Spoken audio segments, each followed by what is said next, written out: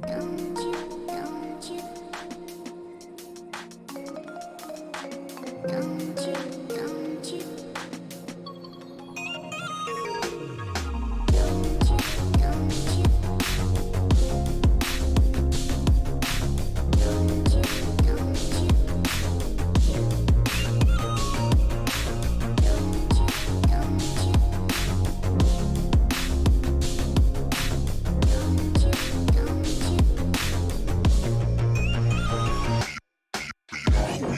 That is constantly changing, always rearranging, always rearranging, always rearranging. That is constantly changing, always rearranging, always rearranging.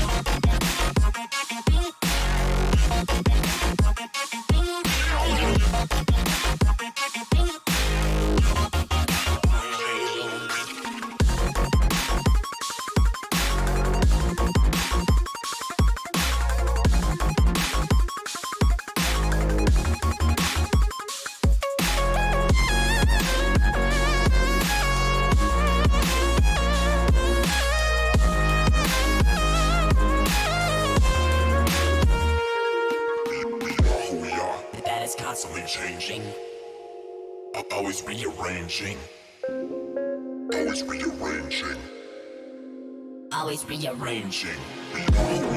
That is constantly changing, always rearranging, always rearranging, always rearranging.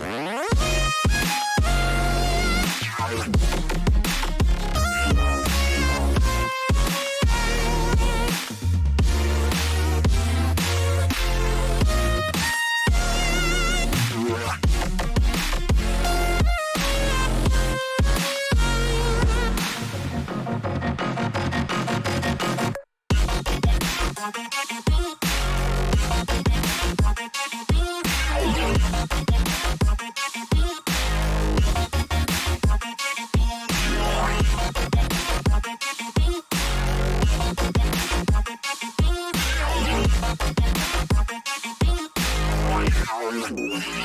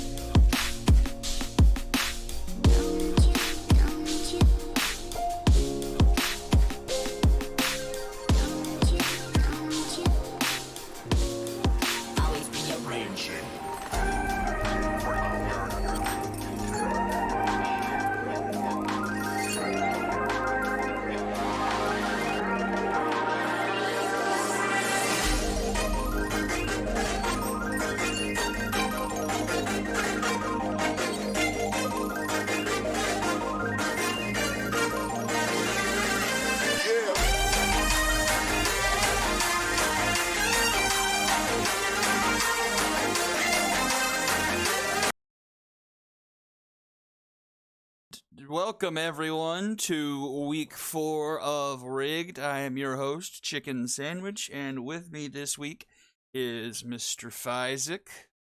One note for you in the stats, Libby Sickley was still a walker, so I changed up her lookup and batters to make sure she's a dragon. Hello, everybody. I did assign some of those teams in the lookups really early in one morning, so I probably made a few mistakes, but Welcome, one and all, to week 4 of Rigged.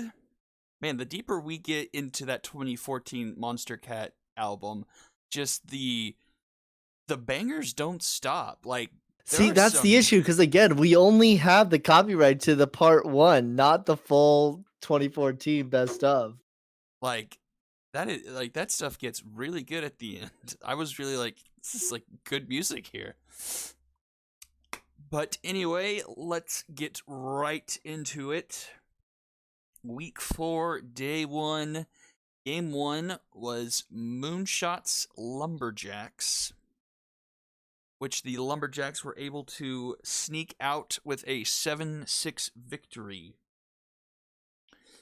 One of the things I've kind of noticed about the Moonshots this season is that, for whatever reason, they just look outmatched for like the majority of the game, and then they try and turn it on really late. But in this instance, it was too little too late. They put 4 in the 9th, but couldn't quite complete the comeback. Yeah, this Moonshots team is still a good team. Oh, yeah. Without a doubt. I do think people don't realize they traded they still have Kodiak Destroyer, Rector, like they still have the deadly duo, right? But some of those really scary parts got shipped out for younger parts that are all switch hitters. So it's not that the Moonshots are tanking or anything. It's just their team is not as dominant as it was because specifically they're preparing for the future. So they're lacking a little bit of firepower, but really it's just been the pitching. This time it was Bonatello giving up 6 earned runs through 5, and like that's not something that you can plan for, right? Like the pitching staff that the Moonshots has is not a bad pitching staff. Mm-hmm. And I believe it was also Bonatello that lost him that overdrafts game to start the season. He had like 6-something walks in that game. So yeah, it's that pitching staff is not working for some reason, despite it being really, really good. Let's see who contributed for the Lumberjacks. Gonzalez had a good day, 3 for 4 in this one. Phil Barco, 2 for 4. Archie Conrad, 3 for 3. A couple other hits by other people. And it's also like, I don't know what the issue is. Maybe a lot of these hits were later in. I mean, they did score 4 runs, but I mean, it's not like they're not getting, this Moonshots team isn't getting hits. I mean, they were only 1 hit behind the Lumberjacks there, 11-10. I guess it's just the issue with converting, because I have talked to Pandora a lot this season after streams and stuff. It's that bottom part of the order, like, except for Pastry, who's done really well, but Blanco has been pretty bad. Curls has been, well, I think Curls has been okay, but not great. And then Plum North has also really struggled so far this season as well. Yeah, just trying to find answers again. Like from where they started this season, being at 3-4, and then their next game with their number 4 is going to be against the Knights, week 6, day 1. Which so they've got a week off, but then they're right back at it against the Knights. That's actually going to be Knights number 3 versus a Moonshots number 4. Not necessarily an easy matchup to face in. Looking at the Moonshot schedule going ahead, they've got it's a toss up because they got Knights, but then they have Gauchos. Then they have High Rollers and Dragons and Retrievers and Vikings and Overdrafts, which none of those really bleed out as gimmies. Because I mean, you could say Gauchos, but look, we'll talk about what the Gauchos were capable of this week. So it's not as easy as it would seem. And the only 2 teams that we can really kind of count out of the Heroic Conference is kind of looking ahead, but the Romfeelers and the Gauchos pretty much feel like the only teams that would be a long shot to make playoffs right now. Yeah. That still leaves 8 teams in the mix for 6 positions. So the Moonshots are by no stretch of the means out of it, but it's games like this that they've got to convert. And then on the other side, that the Lumberjacks, I mean, you can't almost let slip away. The Lumberjacks are a team I still think are not the best out of the Legends division. They're either the second worst or worst team in the division. And again, not because they're bad, but because of the scale of all the other teams. And so getting wins like this are absolutely huge because you're now telling every single other team in this division, if you want to continue to try and win the Legends, you now have to beat the Moonshots, right? Like it's not specifically saying that, but that's what the bar is. And the Lumberjacks did themselves a huge favor by getting themselves a win here. Mm-hmm. Yeah, but just the one thing, it was a pretty comfortable game for them, except for the ninth. You have, I don't know exactly, so 6 2/3, so that would have been 7. So that would have been 8. So it was all Lucio Ball in the ninth. That was all 3 outs. Maybe Fingus started the ninth and then it got pulled. But 3 earned for Fingus, another earned for Ball. He did eventually get the save, but pitched himself into a sage almost. Yeah, and it's just by like, letting the other runs get in.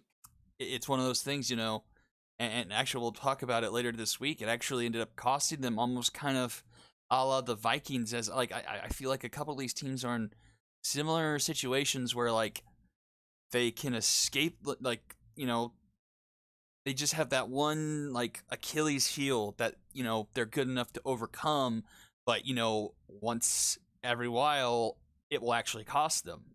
Luckily enough, Lumberjacks were able to escape it here. Okay, game number 2. Bombers win 7-3 over the Skulls.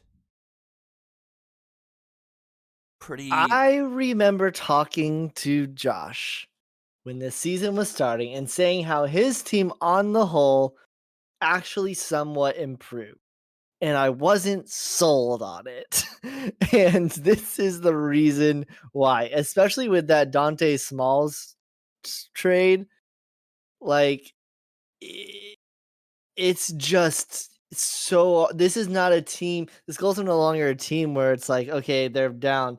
When are they going to get these runs? It's now a question of if they can even get the runs. Now, this game, they end up getting a run in the 5th, 6th, and 7th, but that's not going to do it for you long term, and it didn't even do it for this game either. Yeah, all of their offense was from home runs, 2 of them from Ding Dong, and then another from Milo Dakota. That was Dakota's only hit, and Ding Dong's only 2 hits for the home runs. Then only 4 other hits from the Skulls, 2 from Warden Campbell, 1 from Carl Henry, and then 1 from Brock Yellow. And, it's just kind of like, it's almost, I mean, it's not, but like, it's almost like a hangover or something for some of these people. Because, like, Denver Brainstorm was a big contributor for this team. So was Carl Henry. Granted, some of these other ones, Kip Shaw is in a different team. But, one of the unsung heroes last season, I think, if I remember correctly, I could pull it up even.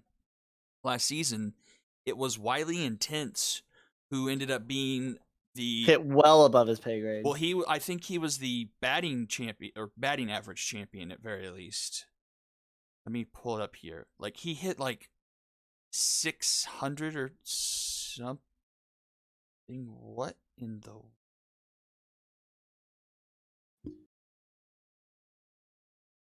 You good? Oh, did I open that from Dropbox? You okay? I'm very confused. Okay. I didn't realize you had done like a test of the stats from last season. I was like, wait a minute, I don't remember doing this. Okay, batting. Come on, work with something. Okay, there we go. And okay, sorry. My brain exploded for a second. Yes, Wiley Intense was the batting average champion last season. He hit .516. He was 47 for 91.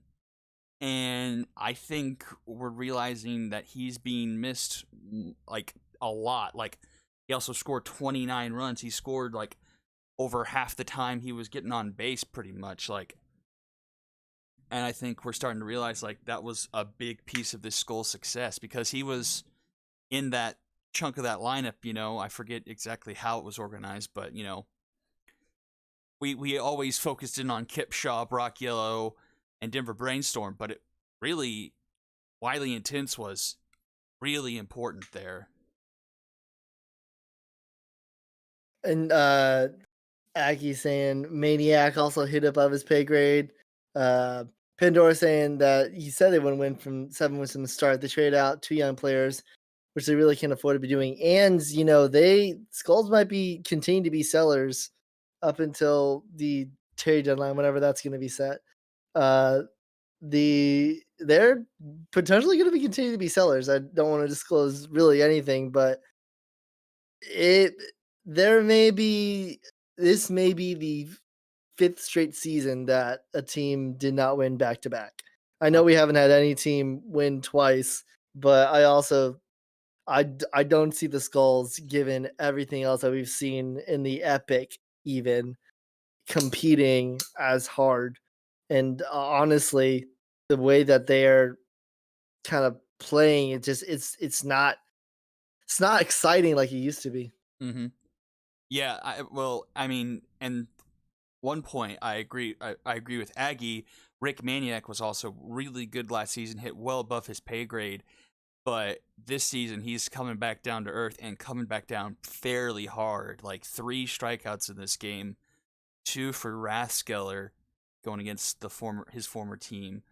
And also, what Aggie and Pandora are saying, like Aggie has the Skulls' first pick in the Dante Smalls trade that has just made him absolutely rich. If I remember correctly, that Dante Smalls trade got him the Gauchos' first round pick, which turned out to be like top 6 because they ended up tanking that season. And the Skulls' first round pick this season, which is looking like it could be really gold for them too. Like that trade is like just been absolutely gangbusters for him, and it's just ridiculous how well that's panned out for him. Wait, hold on. I'm just looking at this Skulls trade again. They traded Dante Smalls for Ding Dong and Mickey Dillinger. They didn't trade to get picks? That is wild. And when they traded with the Gauchos, they got their own pick back. They ended up and there's that one pick that they had. Yeah, they got that. And it's one a round 3 in season 8. So yeah, it's I was saying that the overdrafts probably might be like going into the season might be like the worst set out team. Maybe the wrong fielders, but I mean, if the Skulls don't start turning around, they don't have a lot of capital. Now they do have a minors, so they'll be able to pull from there. And I think we're all seeing that the parity of the league is very, very close in general. But yeah, that's my thoughts on the Skulls. And another thing that doesn't really help them, they're one little bit of youth, at least that I know of, pitching wise. Yellow or Green making her debut, walked 7 people, had 4 hits, ended up giving 5 earned. Really got lucky that it wasn't worse than that. Her defense bailed her out a couple times with the bases loaded, but still 5 earned through 3. The relievers kept it close, but just their offense couldn't do anything. Cass finally has a decent outing. Didn't last too long, but only 2 earned for those 2 ding-dong home runs. 3 walks, 4 strikeouts, 5 hits through 5 2/3. And then Nuts and Wrestles combining to do a really good job. Nuts giving up another solo shot to Ding Dong. And Wrestles being perfect in relief with 3 strikeouts of the 4 batters he faced. Yeah, and I'll save my Bombers take for when we talk about Bombers Cyclones. So Say that again. I'll save my Bombers take for Bombers Cyclones. All right. On to game number 3, Stingers Unicorns. Unicorns back to 500, 3-3. This game wasn't exactly a sight to behold. it was kind of a surprising game. The Unicorns were getting out hit, like they were getting out hit by double, like it was 10-5 in hits wise, but were winning the game and made that hits number a little bit more even in I guess the 8th inning where they only scored 1 run. But like Unicorns just keep on sneaking by. Like Lars Hunter does kind of a similar thing to what he did with the Bombers. Was a little rough around the edges early, but was able to battle back into it, partially because of that specialist trade, I think. Walked 5 people, only had 1 strikeout, but went 5 innings, gave up 6 hits, 1 earned run. Just like the Unicorns, it's just, I mean, right now, I think this was the only Horns game it was. And with how the ball players finished this week, they're technically tied for the 6th seed in the conference. Not even technically, they have the 6th seed outright. They do now, don't they? Because the run differential. Which no, because the ball players are 2 and 3. That's right. I forgot about that. And again, disclosure, any type of seeding means nothing up until like week 11. Oh yeah, totally. Is when you can first start saying, so maybe there could be some things that happen here. But even with that, like the Unicorns are doing very well for themselves. How many weeks in the season do we have? Do we have This is 12? We have 12. We have 11 and 2/3 technically, like unless we use chaos games, then it would be a full 12 because we only have 2 days in 12.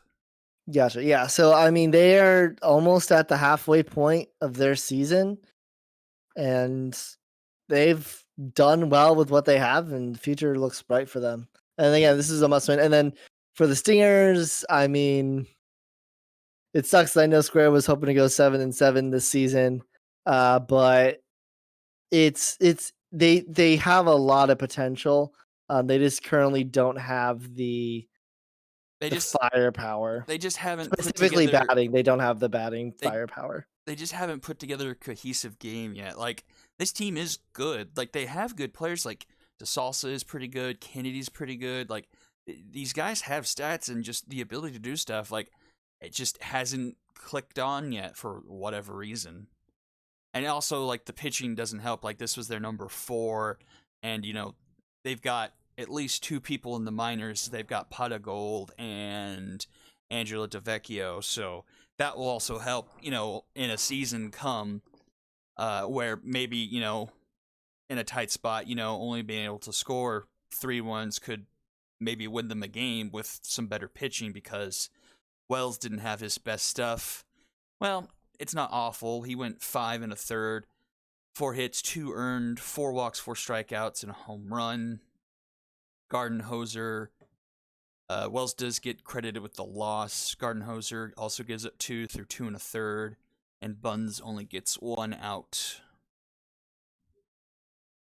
But it's just been unlucky for the Stingers, honestly. Like it's been a lot of bad luck so far. I mean, you can just see it in their run differential. It's only -11 through 4 games, which is eons better than it was last season. Oh yeah, without a doubt. Like it's the win-loss record may be the same through 4, but the team is completely different.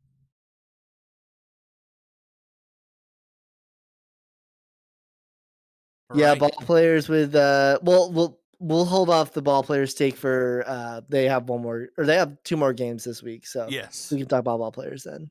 Last game of day 1 and the beginning of the away streak, Serpents handily beat the High Rollers 5-1. Serpents pitching only allow 4 hits in this one. People telling me, oh, those Serpents went 6-8 last season. It's like, look, I know I talked with Dean, so I know I have a bias there. But I distinctly remember at the beginning of the season when Dean pointed out that his averages for the ratings for his team were actually a little bit better than some of my players. And that's when I realized the Serpents are one of the best teams in the Epic. And I think the loss of the Angels made it seem a lot worse. I thought that we thought the Angels were a lot worse team. Turns out the Angels aren't a bad team. And so that loss doesn't look nearly as bad as it did. And I mean, that to hold the High Rollers to 1 run. I know that the High Rollers are not the most high-powered offense in the league, but it just feels like they're the most dominant over the past 2 seasons, and to hold them to 1 run is not an easy feat. I mean, yeah, last season the pitching staff, like top to bottom, was a real big question mark for the Serpents, and so far this season, it's been a lot better. Doug Day taking over the long reliever role has been pretty good so far. I didn't see this coming from Rimuru Neofumi at all. Like, this was honestly a stunning surprise. And she has BB prone, doesn't she? And only walked 3 people. Like, allowed 5 base runners through 6 in the third. And the only earned run she gave it was a home run to, like, was that Wally Woolley or something? It was Blind Ollie. But, like, it was just really surprising. Like, it was just, I didn't expect this at all, really. Like, I kind of expected the High Rollers to be able to win this one, but their offense is just completely held at check, held at bay. Like, but I think, was this the only Serpents game? Yeah. Okay. Nope. They played the ball players, but last. It happened in this one. It came at a bit of an expense. Pete Zah does get injured in this game, and he is gone for 2 weeks. So he'll miss the Bombers game next week, and also will miss the Wildcats game first day of week 6. So that's not exactly an insignificant injury. He has had a pretty good season. I mean, you could see up to that point in the game, when he got pulled, he was 2 for 3, had a home run, 2 RBIs of the 5 that the Serpents scored. So, like, that's a not insignificant injury that the Serpents suffered here. It'll be interesting to see if that affects them down the line. Especially with how powerful he was in that 4 spot. So we'll have to see, because they're playing some good teams later on. Then we jump over to day 2. Moonshots squeak past the wrong fielders 4-2. This game was all scored by home runs. It was Drew. I get the first and third bases names confused of the wrong fielders. Is it Cherry Drew? I think it's Cherry Drew. Cherry Drew hit a 2-run home run, like, in the first inning, and then that was it. And then then the Moonshots hit home runs of their own. It was a 2-run shot by, I could just look at the stat sheet, a 2-run home run by Destroyer, and then another pair of home runs from Wreck Dreams that just did enough for them to get the W here. And actually, those 2 home runs give Wreck Dreams 4 home runs on the season and 4 RBIs, which puts him in the lead. He's now the league leader in home runs with 4. Man, and that's the thing. Like, the Moonshots have got the hitting. It's just when the pitching is locked in, and pitching was locked in. Very good, was very good. Mm-hmm. And then Pat Gross, most importantly, that's where the Moonshots have been lacking, is in the bullpen. Yeah. And not only doing well, but also earning the save. It was definitely a bounce back for Gross, because when he came in for relief in the Walkers game, he got absolutely lit up. I want to say he gave up like 5-6 earned runs or something. So definitely good to see him back on the right side of things.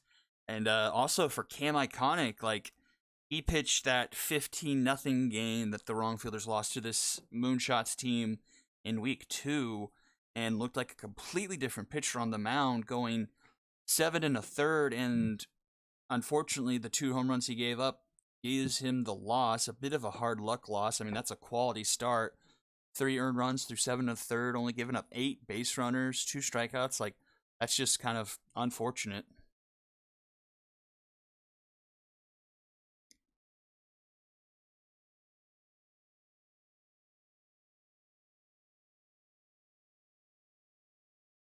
But yeah, tip of the cap to Barry Good and Pat Gross. Like after that first inning, just wrong fielders just looked out of play. They looked like they didn't even belong offensively. Like they had a couple of opportunities, I think, later in the game, but just couldn't convert.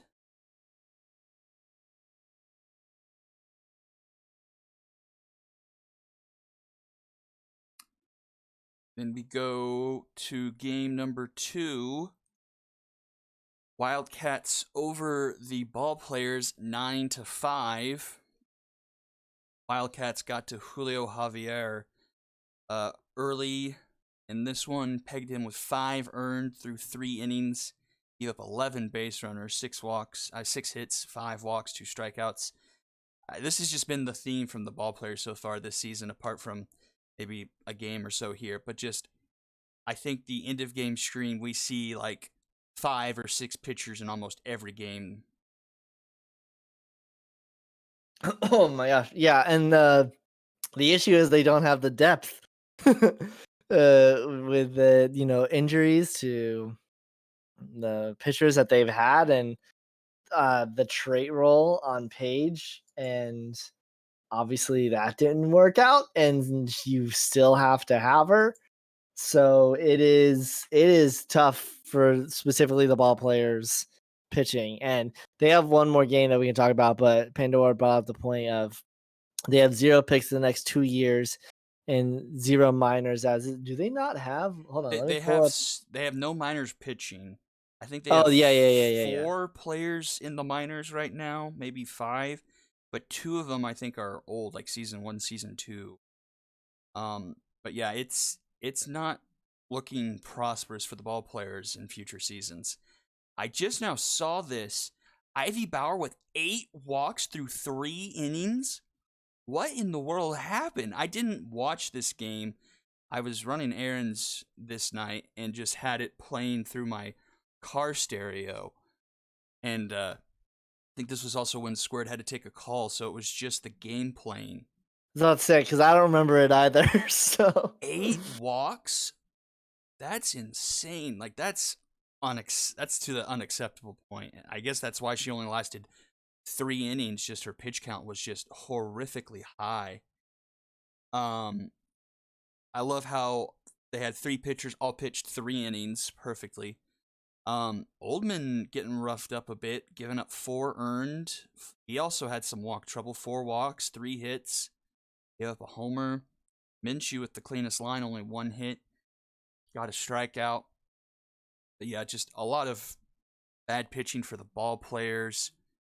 Let's see, offensively. Oh, wasn't this the Chico Island game? Yes, it was. 6 for 4 Chico Island with 5 RBIs. 6 for 4? 4 for 6 with 5 RBIs. Man, that really was his game. Went insane in this game. Whitney was 3 for 5. Alan Hiker 2 for 5. Offensively for the Ball Players, Harry Shelton 2 for 5. Matthias Black had a home run. That's kind of it, actually.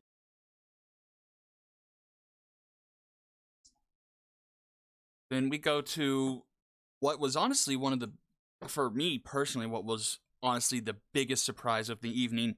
Overdrafts, I would call it an upset of the Lumberjacks, 5-4.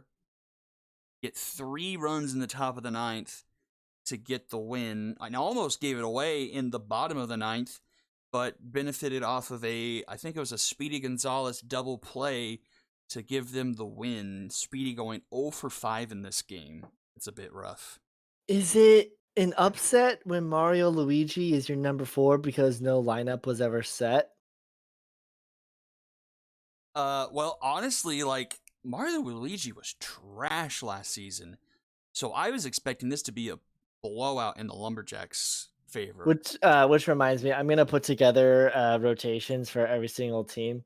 And that way we have like a one doc that we can look at. And specifically one of the reasons is because of the overdraft switch. I feel like the overdrafts have the same vibe as the Vikings last season, which is people don't want them to do well because they're really not.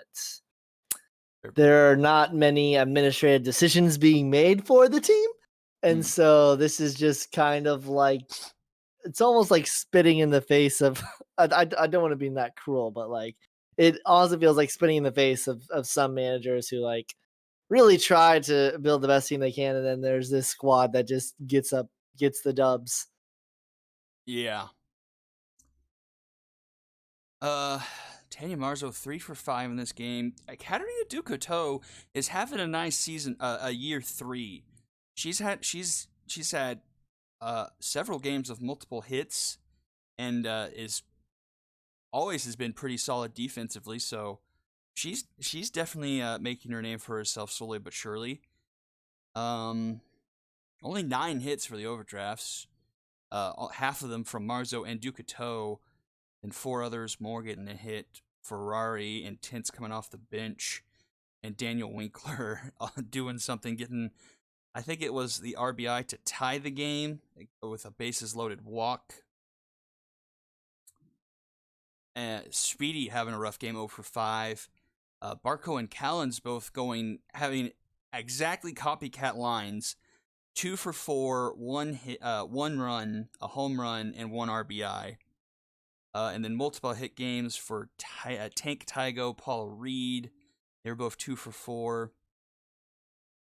Yeah, Lumberjacks actually out hitting the overdrafts, but overdrafts end up getting the win. Nick's Grayweather, and this is what I wanted to come back to. So, Lumberjacks were able to not blow the game against the Moonshots, even though they did surrender 4 in the 9th. But then it ended up costing him here. Lucio Ball getting tagged for 3 earned through 2 2/3. Nick's Grayweather, also, I think he didn't get any earned runs. He just was the cleanup duty. So like the runs may have scored on his watch, but he wasn't the one who put them on. Yeah, and like he was actually the one who really lost it, because I remember I think it was him who gave up the walk that brought home the tying run, and then the base hit that scored a couple more, which was what put the overdrafts over the top. And so, honestly, and this isn't the first time Nick's Grayweather got into a sticky situation. If you remember, it was week 2 or week 3. He faced an almost identical situation. Bases loaded, only like a 1-run lead or something, but it was against the wrong fielders.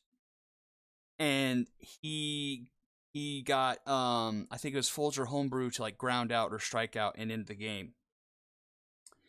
But, Lumberjacks have been teetering that line some this season. And then here it finally bit them in the rear. It collapsed on them.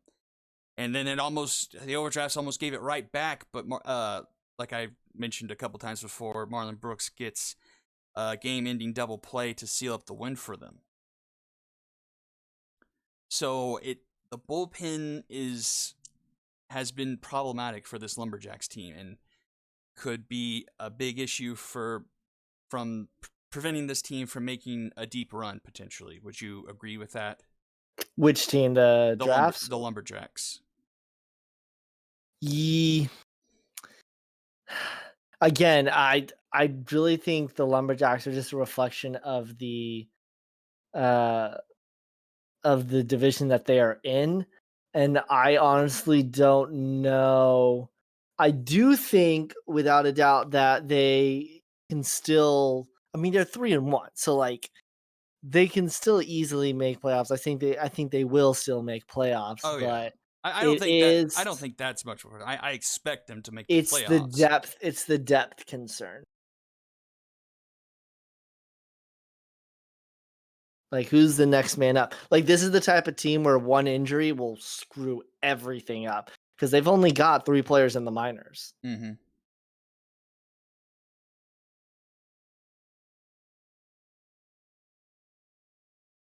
And then final game of day 2, Bombers 3, Cyclones 1. Another game this week that was all scored off the home run. Lexi Luther and Alyssa Sass having 2 for the Bombers, and then Jet County going yard for the Cyclones. Honestly, I was scared for this game because I didn't know they had Alfonso Sims as a number 4, and Sims is like a 240 overall pitcher. So I was like, dang, this could be rough. He's on paper, he's good. And he honestly pitched well. I mean, 7 innings pitched, only 3 runs, the 2 home runs. 3 strikeouts, 2 walks, 5 hits. His defense helped him a ton. Like Spool Thomas Jr., I want to say, took away like at least 3 or 4 hits from us. Like he robbed Hamish and May a couple times, I think. I went back and watched it, but I mean, this was a great pitching duel for most of the game. Like Sins had a good game, like got into trouble late, gave up the home run to Sims, walked the next batter, so the game pulled him and put in Wrestles, who then was pretty fantastic. Got through 4 innings, only getting up 2 hits, struck out 4 people, and got us the dub. I mean, I would really like my offense to, take another step up and like really like put pressure on people, but I mean, Not every team can score 29 runs in one game. yeah, Buddy. that's right. Like, yeah, but I mean, I'll take a win. 5-2 at my halfway point of the season. Like, I would love to have that one Corns game back and trying to reverse that outcome. But honestly, 5-2, and if I keep that pace, 10-4 would be my best regular season that I've ever had. So honestly, it's okay. Don't count your chickens before they hatch, yeah, man. I I know, was that's what I'm sitting saying. at 6-0, and I'd be like, "Woo! I'm gonna make postseason," and then I lose to the freaking drafts in a play-in. Yeah, that's what I'm saying. Like, if I can keep that same pace going next half, like, it will be fine. 10-4, you're definitely probably at least in the conversation for the division. You're definitely in the playoffs at 10 wins. So, like, if we can just keep up going, just maybe turn the offense up a little bit, I think we're in a fairly good position. But like Pandora said, Cyclones can't catch a break, really. Like, I think the Cyclones suffer from the same thing that the Skulls are suffering from right now, where it doesn't matter if you have some of the best players in the league. If you do not have the consistency throughout the lineup, you are not going to win. yeah, The Skulls last season, the bottom half of that order out hit everything that they should have. This season they don't have the same parts, and that's a fact. Jet County and Doug Kelly might be the deadliest like 1-2 punch that we have in the league. The issue is who else is there. Like they've got some good players, I mean, Woody but Arbor is pretty good. they've got Woody. Like they've got it's just so top heavy. Yeah, It's just so incredibly top heavy that the rest of the order just doesn't really, get a break in terms of matching up to that same level. yeah. I mean, and only getting 4 hits is just that's never going to win you a game in this league. I think pretty much like 8 total base runners. Like it's just that offense just is not clicking at all. Then we go to day number 3. Really big win for your squad, Will. 5-1. Did what we couldn't do last season, beat the Retrievers. 5-1 over the Retrievers. Looked pretty dang dominant in this one, only giving up 4 hits to them. 2 from Betancourt, the leadoff.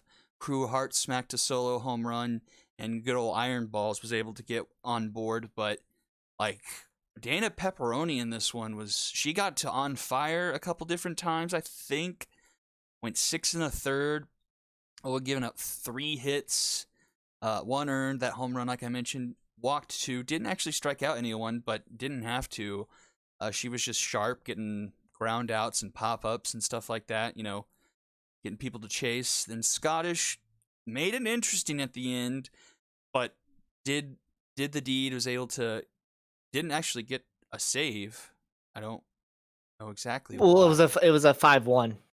Oh, that's right. And he didn't pitch enough for it. Yeah, Pepperoni, part of the reason why I made her the number 4 starter was because of the accuracy. Because like there are some higher rated pitchers, like besides Scottish, of course, who gives the long reliever role.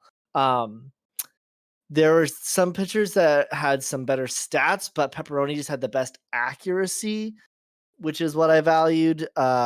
Still ridiculous to hold the Retrievers to only that's ridiculous to hold them to only 3 hits. And then honestly, the Scottish versus Dropkin, again, like all of this is just a blueprint off of what the Retrievers and Skulls did last season with the idea of the long reliever, So just solid win.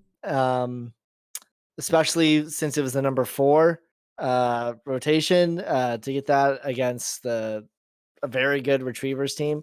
But can't really afford to lose track, especially with how tough this division is. Yeah.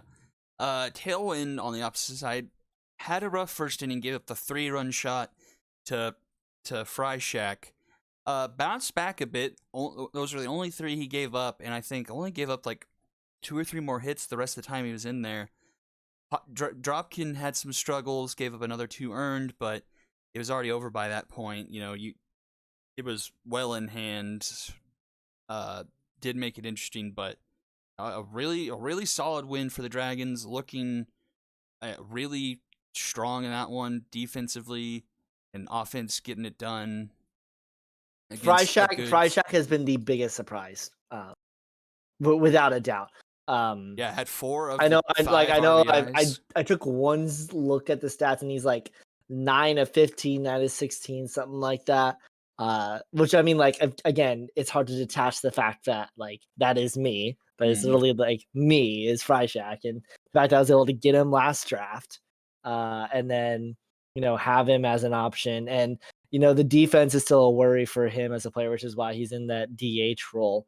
But it's good to see the players actually hitting when they need to. And Debbie Sawyer getting a hit that isn't a home run. A hit that isn't a home run. She got 2 of them, actually.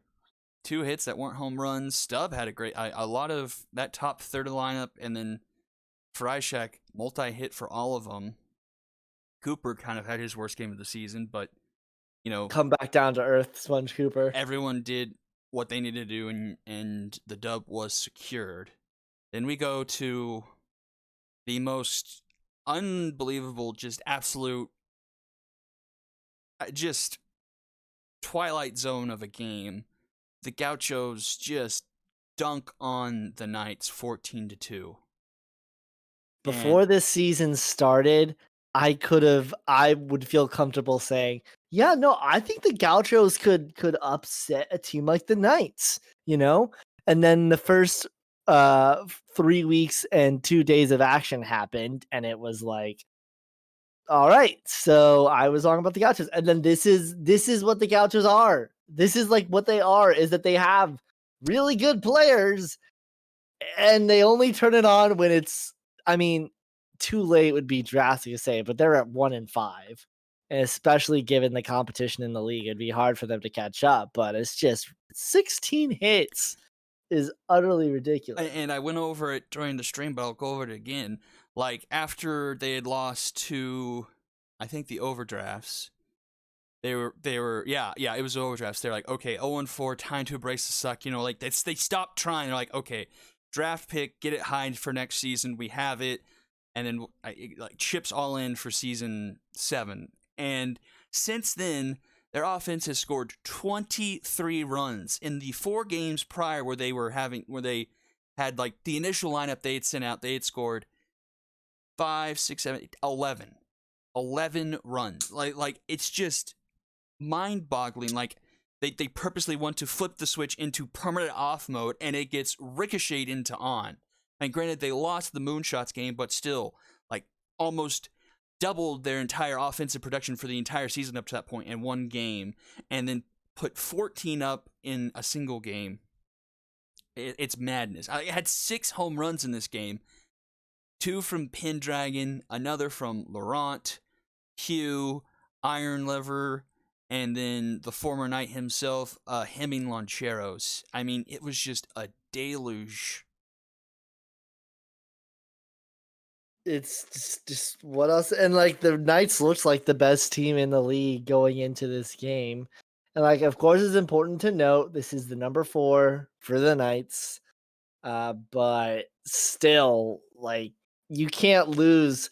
You cannot lose 14-2 to the Gauchos when the Lumberjacks just beat the Moonshots. Like that's basically what it is. Like, anytime that you lose a game, I said it earlier this season, anytime you lose a game intra-conference rather, it's going to matter because of the fact that everyone else, that's now a game to get for them. Mm-hmm. Now that also says, like, is this the Gauchos team that could? I mean, I don't want to sound crazy, but given the fact that all of those teams and the Legends have to play each other at a certain point, is that going to end up causing something crazy where the Gauchos could sneak in? They only get No, one win, I so don't but know. it's still like, well, I mean, we're living in a world where they put up 14 runs over a 241 rating pitcher. Well, I don't know what's true. The thing I'll say here is Shep Franks has never been a solid starter. Like back in season, I think it was 3. Like he's naturally a relief pitcher, and back in season 3, he led the league in innings pitched. He was an absolute shutout reliever. I don't think he gave up a home run, and he went like maybe 30 innings, maybe 40 or something. Like he was fantastic. And then the very next season, I think he became a starter and wasn't good. I mean, wasn't awful, but wasn't what he was. It didn't translate and had a rough season last year as well. And started off in the season back in the pen and had like maybe one outing or two where it's like, okay, that looks like the Shep Franks that he used to be. But then when they made the trade, and I forget exactly what the trade was, but what trade it was that affected him. It brought, it was the Mickey Dillon Jr. trade. They sent out Mickey Dillon Jr., brought in Dante Smalls, and that brought Shep Franks back into the starting rotation. I was like, okay, and it kind of, I mean, history kind of repeated itself here. I mean, granted, it's not an awful line, 3 1/3, only 2 hits, 3 walks, 3 earned off a home run. I guess it was his pitch count that got really high that got him pulled. But then Newman gives up a couple home runs. Ship looks pretty bad, has looked really kind of rough all season. Thick gives up a couple more. And the new acquisition, Dante Smalls, is kind of continuing the season he's had so far. 4 earned runs. Like, I think he appeared twice for the Skulls, and now here for the Knights. He hasn't had an appearance so far where he hasn't given up an earned run. And the other acquisitions for this Knights team also kind of tanked. Kenya Weiss going 0 for and Levi Booth going 1 for 4. It was kind of like like you can't say hindsight 2020 just yet. It's one game, but it's like, ooh, that's not exactly the start you want to see. Like with like after the off the cusp of like some major acquisitions. Yeah, I mean, especially getting rid of Ding Dong, like that's a big trade. Like Ding Dong, like listen, the Knights have firepower for days, but that's a big trade to give up. And tip of the cap to Gigi Norrie actually did really good. She had her first really good outing this season. 3 1/3, gave up only 3 hits, had an earned run and a walk, and honestly wouldn't even had that earned run. I think Jack Ironlever played in the outfield really slow, couldn't catch one of the balls that was hit kind of deep into right. Wanda Cosmo, 5 2/3, 3 hits, 4 walks, 6 strikeouts, only 1 earned. Looked really good. Could have been better. Just had trouble with the accuracy. The walks had a lot of full counts, but she's had 2 solid outings so far. So, like the Gauchos were trying to move some of these people. Constantly were saying Cosmo's on the block, Norrie's on the block, Stevens on the block, but so far like haven't sold them. Don't know if they still want to sell them or at this point seeing some of these performances, maybe keep them. I mean the Gauchos are still like the trading block is still there for a reason. It's just they also know that they like Large Marge knows what he can get for those pieces, and so he's making sure that he gets those deals. But also, it's one game. Like, can't read too much into it. Like, may just have been like an extreme fluke. You know what? That'll be my hot take. Hot take for this week. Gauchos are make playoffs this season. Ooh. You heard it. You heard it right here. I will definitely take that bet against you. Like, if you want to lay money on that, I will bet the farm. Yeah, I want it to be a self-manifesting thing. I will bet the farm against you. Like I know, like I know. Even spicier. It's a play-in game between the Gauchos and the Dragons. For the second straight year, the Dragons miss out on playoffs after not getting into the postseason. Like after not winning the post play-in game. I am used to manning a ship alone. I was on that Vikings train last season, but you're flying solo there. Then Listen. It's self-manifesting. It's self-manifesting. Then the game that ruined the away streak, the Overdrafts choke what was a 7-2 lead. I stopped watching this game. I thought it was over. Choke a 7-2 lead and lose it in extras 8-7. Starting pitching for the Walkers really stunk it up. Gertrude Stark only lasted an inning and a third, gave up 5 earned. Tamayo came in, wasn't all that much better, also pitched an inning and a third, gave up 2 more. And then Ty freaking Sasso, 7 1/3, only gives up 5 base runners, no He's been earned. good. He had one bad game earlier this season, but he has been pretty locked in since then. Yeah, like, that's the Sasso I remember from last season. Bammer went 8 innings, 8 hits, but the defense was behind him and was able to get out of some jams. The Walkers had, like, at a period there, I think 3 or 4 innings where they had a runner in scoring position and couldn't convert. And so it just looked like the writing was on the wall and the Overdrafts were going to move to like 4-1. And then Bammer gets pulled and Anaya absolutely blows it, like horrendously. 4 runs in the bottom of the 9th. And the hit that tied it was the wingspan racket. He had a 2-run shot, I think, until like left center. And it was an absolute bomb. It went over the batter's eye. It almost left the stadium entirely. Like, without a doubt, like, as soon as it left the bat, you knew it was a tie game. We were going to extras. Like, and it's a really, really hard pill to swallow for the Overdrafts. A game that they totally should have won and ended up choking away. I mean, could have moved to 4-1, could have been a full game up over the rest of the division in the loss column over the Retrievers, a chance for them to like really take advantage of the Retrievers' loss that day, but couldn't get it done. And I mean, this game was insane at the very start. Like, we had 6 runs in the first inning, and then it just went dormant until that 9th. And then it was Tito offside, I think, who had the game-winning RBI. He hit one into the gap, and that was all she wrote. That game was crazy at the start, I remember.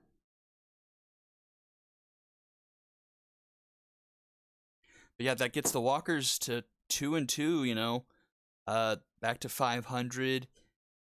Still in the mix easily, like, honestly, they're technically tied right now with the Retrievers for that 6th spot. We just have the Retrievers on the schedule sheet right now just for, basically down to RD right now, but, and like what Will was saying earlier, like, it's week 4, it doesn't really matter, but, they're still right there, Well, I know Pasta was getting a little bit discouraged.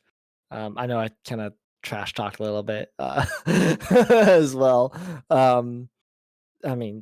16-0. But still, it seemed dismal. And then like the first win was 17-2 over Moonshots. And then to take a almost 2-week break because they played week 2, day 3, and then they played again week 4, day 3. So 2-week break in between them to come back and get that win against the Overdrafts. Like, this is not a bad team. Everyone's saying they're a bad team. They're not a bad team. They don't have a future, but they're not a bad team. And then the last game of the night was more of the same from the ball players. I mean, granted, they only used 4 pitchers in this one, but a 10-4 victory for the Serpents. Had a 7-run 3rd inning off of Leonard Northwest. Northwest getting absolutely shellacked. 7 earned through 2 1/3. Walker had a decent outing, 3 2/3, only giving up 1. Ilya Page actually didn't look awful. 2 earned through 2. Did give up 6 hits, though, but that's probably one of the best lines you'll probably see her have. Washword having a clean inning of relief to end the game. But another injury for the Serpents, BB Strongman has body soreness, and he will miss a week. He'll miss the Bombers Serpents game, but he will be back in time for the Wildcats game, start of week 6. So a couple injuries, injury bug biting the Serpents a bit, kind of maybe an area of concern. I mean, only 2 pitchers they have in the minors are Mitchell Bale and Ramundo Jackman, I think.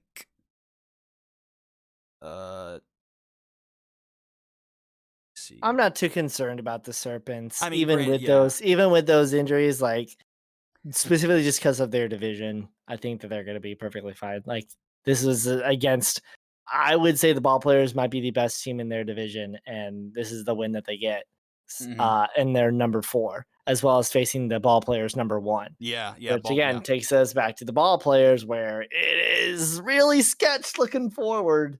Well, Leonard Northwest has really been hit or miss. Like, Northwest is usually more like this than he is decent, like, for whatever reason. Big McLarchu's almost had a cycle in this game. He was 4 for 6.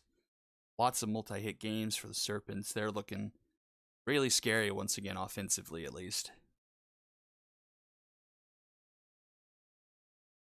And then looking ahead to next week, we've got a spicy week. So, like, here, let me switch over. Did you update the standings by chance? The division standings are updated. Division standings. So, 3-way tie over here. The division standings are, yeah, there we go. 3-way tie over here in the Heroic. And all 3 of these teams play all 3 of the teams. This logjam gets cleared up next week because Dragons play both. Or does it? Oh, granted it could. It might not get cleared up, but this is going to be a very showing week. And even the Walkers have 2 games next week. They play the Wrong Fielders, and then they play the Vikings. So this Heroic division next week, the Legends, I should say, sorry, the Legends division over here is going to be very interesting to see next week. And then also day 1, we get this logjam cleared. Angels, Wildcats for top seed in the Epic for now. They're only games of the week as well. Only games of the week, and both Aces, Becky Mess versus Pacifica Northwest. That is going to be a fun game. That's going to be crazy. And then we have, it's not a big game standings-wise, but High Rollers Stingers. This will be back to Robin Ryan. This will be back to Aces. So it'll be Robin Ryan versus Abel Mars. Is that the pitcher that there's 2? Didn't he get traded? There's 2 Marses. There's a MARS and then there's an MARZ. And I forget the parlance of both of them. Dub Mars. So Dub Mars versus Robin Ryan. I mean, that's a decent area. Stingers could be able to pull that one off, you know. This will be the first time we see Robin Ryan since the patch. I mean, and the High Rollers are coming off the 4-hit game, so I think there's a window opportunity there. Stingers, the last winless team in the league. As I mentioned, Walkers, Vikings, Knights, Dragons that second day. Skulls will walk Ball Players to kind of figure out who's the second best team in this Novas division. Then day 3, another opportunity, Stingers, Cyclones. See what dribbles out there. Then we've got Retrievers, Wrongfielders, Knights, Lumberjacks, and then the age-old rivalry, Bomber Serpents. I mean, next week is just going to be absolutely mad. And I think I'm casting that Wednesday this week. I believe that would be correct, yes. Who won the old Ball Players trade? Gaucho send Murph Kelly, Gerald Davis, Mario Wrestles, Ball Players send Steve Stevens, Gigi Nori, Fat Uni Parker, Ball Players season 6. I mean the Gauchos. The Ball Players sold out to win last season, and they went out in the first round. Just so many picks. Sold the farm so that they could win it all. That was our concern with it. They were a really good team. Bubblers were a really, really good team last season. But didn't know if that was what it was going to take for them to win it. And if they didn't, they were in a lot of trouble. Yeah, especially with the ball players in free fall, those picks are going to be high. And yeah, what Pandora's saying, the only thing left is Murph Kelly. I mean, Gerald Davis is in the minors, but it's not being utilized. He's old, so it doesn't really matter. Okay, a question I wanted to pose that I thought about going over the first couple days. We're now a third of the way through the season. What would you say is the biggest surprise? Like what is Angels, without a doubt, Angels. Angels? Okay. Yeah. Maybe Moonshots at 3 and 4 through 7, but I honestly think I did not expect this Angels team to be as good as they are. I would probably go Moonshots being 3 and 4 at the games played. See, halfway. the Moonshots always do this though. The Moonshots are always they seem like they're not as powerful, and then they close it up at the end of the season. Like Yeah, that's but, always happens. So for me, like, don't get me wrong, like it's more negative than usual. However, I definitely feel like the Angels are the scariest. Yeah, but it's never been like this. Like it's never been below 500, like sustained. Like, you know, maybe it's a game here or there, but it's not. It's never been sustained. Like not since Pandora has had the team, I would say. Now I will say the Angels wins are against, so that Serpents win is really, really good. Barely losing to the High Rollers, and then a win over the Skulls, which is that impressive? Is starting to trend downward, yes. And then a win over the Unicorns, which is It's 50-50. I mean the Unicorns, have win. They haven't looked completely terrible, so like honestly, a win is a win in that conference. A win is a win in that conference. Like right now, the Unicorns are looking better than the Cyclones, looking better than the Skulls, and I just beat the Stingers. So like, yeah, I wouldn't take that Corns win away from them because like I split the series with them. They honestly should have had another shot at the Wildcats late in that game. Like, yeah, I wouldn't take away anything from the Unicorns. Okay, so this is what I've been waiting for like a couple days now. And okay, Pandora, you can't play along because I already told you. I've already shared screenshots with you. Yeah, Pandora. That's what I'm saying. Is that I don't know if like I still think Angels are most in, but regardless. But we're going to get into a bit of stats right now, and you know we've introduced the crawl this season, and you know update it with league leaders, so we're fairly familiar with you know who's the cream of the crop. But I'm going to reverse the question on you. Who would you think are the worst?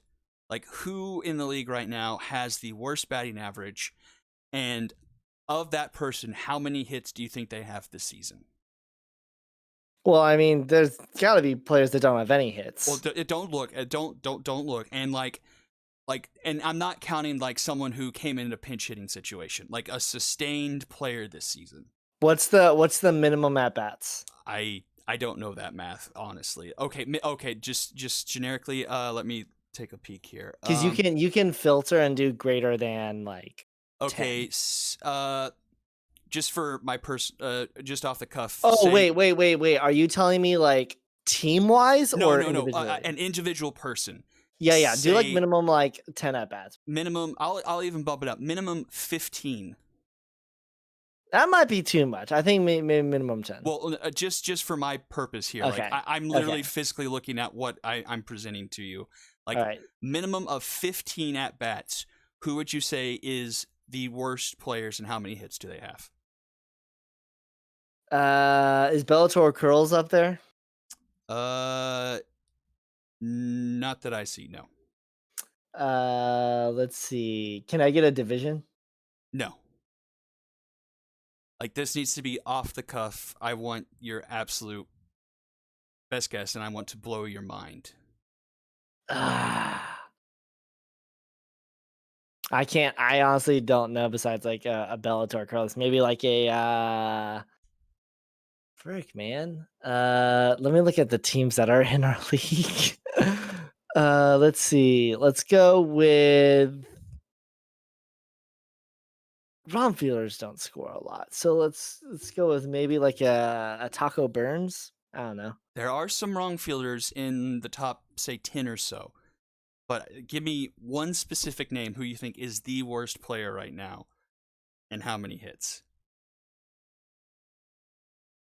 I honestly don't know. Okay, well, you I said don't know. Taco Burns. Okay. Yeah. The worst player in the SSBL as of the end of week 4 is Bush League. He is hitting 0 for 21. Or 0 for 21? 0 for 21. And he is not the only one who has 0 hits with a decent number of at-bats. Alfred Walker, who I think has gotten benched since then, Alfred Walker is also 0 for 12. And last but certainly not least, and this one is going to be very surprising, is Lindsey McMaster, 0 for 19. Jeez. Well, you know what's even crazy is that I now have looked at the I've now pulled it up. How about homer runs at 1 for 20? 1 for 20. I am Brainstorm at 1 for 15. I'm really sad about homer runs. Like, you know, once May got him, he added a camp to him, and I thought, like, that's going to be a sneaky good player. And because he's a switch hitter, he's got a power versus left-hand pitcher, so, like, I really thought he could take off. He could have a really strong season. But 1 for 20 is brutal. 0.050. And, like, there are a lot of, like, decent names on, like, if you take out these, like, chumps who don't have enough at-bats. Like, Yeah, you've got, you can filter them out. yeah, I know, but homer runs, Denver Brainstorm, like you said. You've got Bailey Curtis, who was a huge player for the Wildcats last season, hitting 2 for 20 on the wrong fielders. Tracy Branch, another wrong fielder, 3 for 28. Cherry Drew, 3 for 28. Levi Booth, someone who we were talking about, 2 for 18. And one of the things that surprised me down here, Bobby Jimbo, 2 for 17. And Dale Blanco just behind him, 3 for 25. It's a hard knock life. Like, when I saw that there was not only one, but 3 players who were hitless this season, I about fell out of my chair. And it just goes to show you, like what you were mentioning, like the overdraft's not really having a manager at all. You have Mookie Astaire in the minors who could play that position and, you know, could completely overhaul that overdraft team. Like, you know, 5-0, like maybe that's a stretch, but like probably could have been helpful at some point. I mean, he literally, like, in 21 at-bats, I believe Mookie Astaire probably has a base hit somewhere. Yeah, it's time. It sucks, man. Like he should really be in the majors. Do we want to play the opposite of who are the best hitters? Oh yeah, totally. How about Gary Starr, Yeah, 9 for yep, 16? I remember that. Gary Starr. And, Fleishak, 9 for 19. Big McLarchuch coming up as well. Had a solid game. 4 of those 8 hits were that last game. Look at Chico Island, man. After that 6 for 4 game, as you said. And Pete Zaw, now injured, was hitting 500 on the season. 6 for 12. They're going to be missing that. I don't have Pete Zaw on my. Oh, it's, you know what? It's because I'm sorting by minimum 15 at bats. Minimum 15. Okay. Nick Hughes sitting at 14 for 31. Pretty good. As I mentioned before, Rec Dreams now home run leader, 4 home runs, 4 RBIs. And then we still have the Deputy Kelly Pastry tie behind him at 3, and then a litany of people at 2. Then RBIs, I think it's still French Pastry. You have 2 moonshots in the top 2, and then you have 1, 2, 3 dragons. with a combined 27. And then coming out Oh, of and then nowhere, Vanessa Marzo is like 2 more down from yeah, that as well. and then coming out of nowhere after that last game, Fiona Pendragon with 8. See, what I want to do is because you can add an on base percentage. Like, I know that we're still waiting to add like all of Pandora's stuff, but we could still even add like an on base percentage to see like What how is many of on those are base walks. percentage? Like, what is that calculation? On base percentage is gosh, I did the math. It's in my other one, but it's walks plus hits divided by um at bats plus walks. But technically, it's also hit by a pitch as well. Oh, and we definitely haven't been keeping tabs of those, even though there has been a lot of those. Then we can start to look at pitching. This is strikeouts. Hank Murphy still at the top. Didn't have an appearance this week. Still has 19. Bio Wrestle's closing the gap with 16. Cosmo at 13. We have quite a few at double digits now. Ty Sasso, Sins, Nero Bammer all in the double digits. Yeah, if you sort by greater than or equal to 7 innings pitched, we can take a look Yeah, at the that would definitely be- ERA. So how do you? So Becky, so if you go, so first select name through team, select like click and drag name through team. Mm-hmm. Top left A2, and then click and drag all the way to team. Yep. And then if you go to home, the top left, yeah, or just hit filter there. Just hit filter. Oh, That yeah, well yeah, filter. you Sort need the and filter, then filter. search and filter right there. Yep. Click that.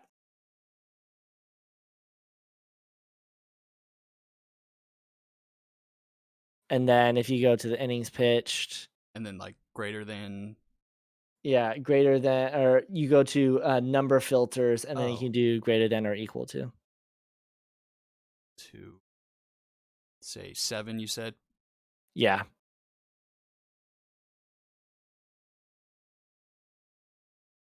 And then you can go over to the ERA and sort smallest to largest. Okay, cool. That's largest to smallest. We don't want that. So yeah, Becky, and we'll see if Becky Mess and actually Pacifica Northwest both sporting 0 ERAs. I highly doubt they will both be at that mark after the game on Monday, but both of them leading the league along with Hannah Bradley at a 0 ERA. On to Cosmo with a .27. Who's the best reliever? Dropkin has enough. Dropkin qualifies. So 2.61 ERA for Dropkin. Let me see. Is there another? He's a starter. I don't know relievers that well. Starter. Doug Day. Doug Day is the long reliever. Oh yeah, For the okay. So Serpents. 1.18 ERA. Mm-hmm. But not a whole lot. Just barely meets that 7 innings.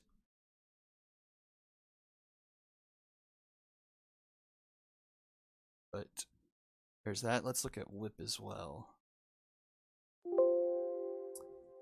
Hannah Bradley with a .3. Edwards with a 4.61. Halliday Turf. Bodan. Becky Mess. A lot of people with a sub 1 with the minimum 7 innings. That's pretty impressive.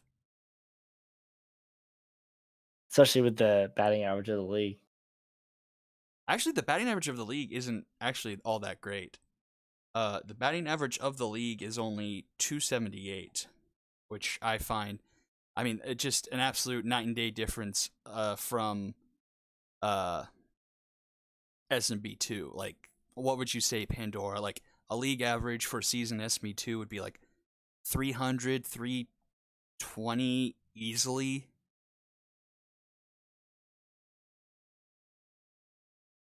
And which also confuses me. We have a league average ERA of 2.78, but the league average ERA is 5.58. Like, that doesn't seem correlated at all. Like, I would feel like for an average that low, that ERA would be at least a point lower. Well, if when they get the hits that matter. Yeah. Also, as you can see here, I have shared on screen kind of a heat map of the team averages. So it's not perfect. So how I have it right now. So whatever team a person is on right now is where their stats will be pulling. So, like, say Ding Dong, for example, all of his stats are reporting on the Knights right now. So it's not the best example of the world, but it's close enough with not having to do a ton of work.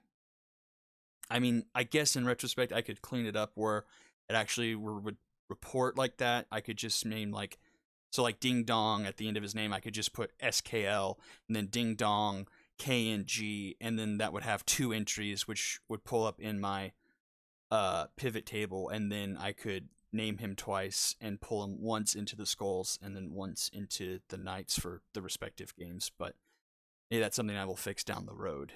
But just an interesting thing, this side right here is ranking batting averages, and the Dragons are top in batting average, hitting 373. You're a full. That's a bit low.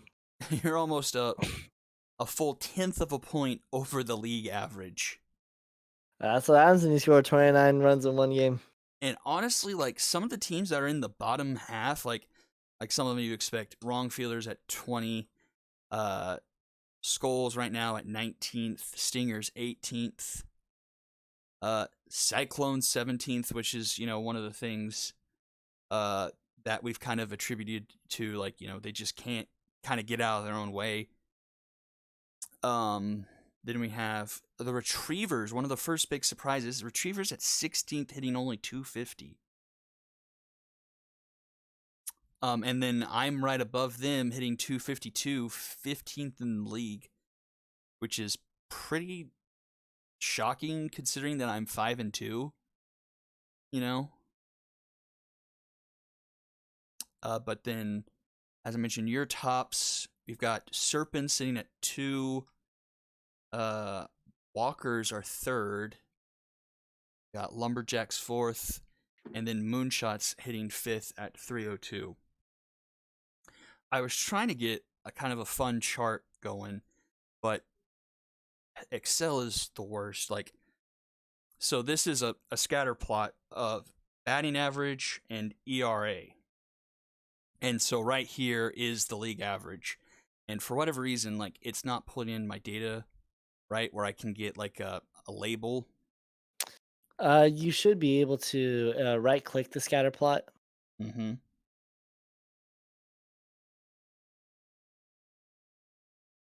I did.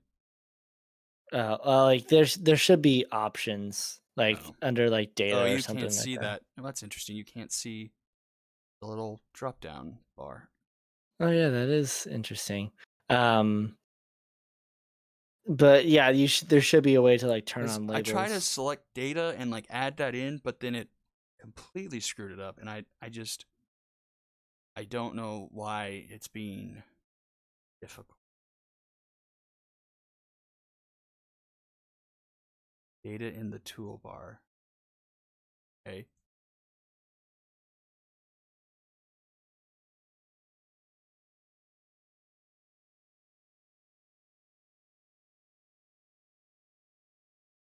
It's funny because you're delayed a little bit from when you talked to me. Well, anyway, so yeah, this down here is the best quadrant to be in. You are hitting better than the league average. You have better than the league ERA, and I think if I remember correctly, this is the Angels. No, that is instantly incorrect. 2, 3, 8, 5. Oh, the Dragons are that far right, Dot. I know that. This is the Wildcats. This is the Angels, Then one of these are the Lumberjacks. Yeah, this one is the Lumberjacks, and then this one is this one is the Serpents. So kind of right now, teams that are we have a clear kind of image of teams that are like kind of the cream of the crop. 5 teams that are really performing better than the league average, and I'll be kind of interested to see how this kind of changes over as we get into more of the season and see. I would. Well, I don't know. What do you think? Do you think so? This right here, the origin, like it's not the origin, but I'm calling it the origin, is the league average. Do you think you'll see much of a change there, and like the ERA moving up or down, or average moving higher or lower? I think the outliers will move closer to the mean. I mean, well, yeah, that's just statistics, basically, but Well, but I mean more so than you would expect, given more statistics. right. I mean, granted, I think the new update will bring the ERA down and also bring back. I think it's gonna shift like left down a little bit. down left, so back into this quadrant, and like bring that kind of pinch that down to around like here, maybe. Yeah, somewhere around that. I think maybe league average will end up being somewhere around like 270, probably. Hopefully, I And can get this table in a more presentable, and we can talk about it more, because right now we're just kind of guessing at which teams are which. But still, I thought this was kind of an interesting way to look at things. I'll ask the chat, are there any more stats we want to take a peek at while I'm in the file? And I think Pasta was asking for this, and I'll post it in the Discord now that we have gone over it, so people can have that information. just make sure you say Libby Seculi as a dragon. Okay, I'll do that now. Okay. Because that might actually boost up our Libby average. Sickly. Gee, do you remember what it was before? She was Walker. Well, I know what your average was before. Oh, Here, look. well, go to the chart, hit Command or Control Z. Here, so Dragons right now, batting average 373.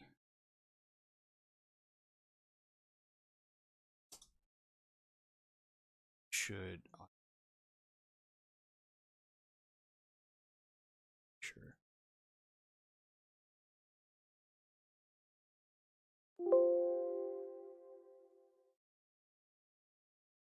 There are probably a few more of those in here.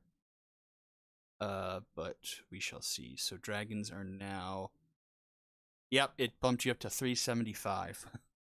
Just a tiny bit, not much.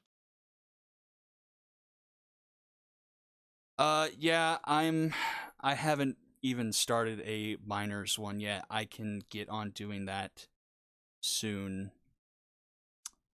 It's a lot of work to do Yeah, stats. it's just tedious, the data entry part of it, just doing that. And the minors are even rough because not everyone has a full lineup, because it's nice to do for the majors, because like you can easily check it to like data validate it. So like Murph, like you can, so like this is week 4, day 3, game 4, and this is all ball players. So you can just gradually like add up the columns and make sure it ties to like the correct number. And you can't as easily do that in the minors because there are so many Ryzens. So it's just an extra bit of time, but I can start getting on that before we get too far behind, since we're only 2 weeks through the minors, so might as well get on that before.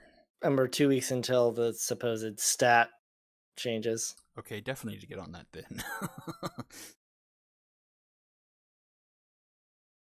But yep, that is where we are. Speaking of that, oh, I think he's speaking of minors. If I am correctly guessing what you're about to ask, there was some sort of. Oh, I think it's only. It's only stats. Yeah, it's only stats. Yeah, only stats at halfway. But again, regardless of the stats being implemented, they're not going to be as impactful as they were in the past. Because stats no longer, how you perform no longer affects as much as how you age.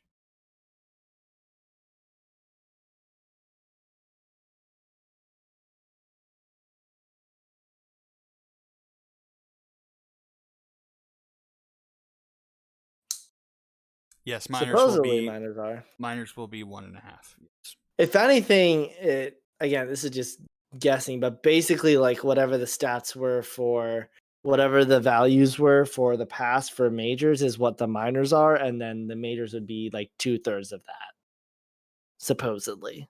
Again, you guys know as much as us sometimes, which is funny because we're the ones who have to implement it. But that's a whole other conversation.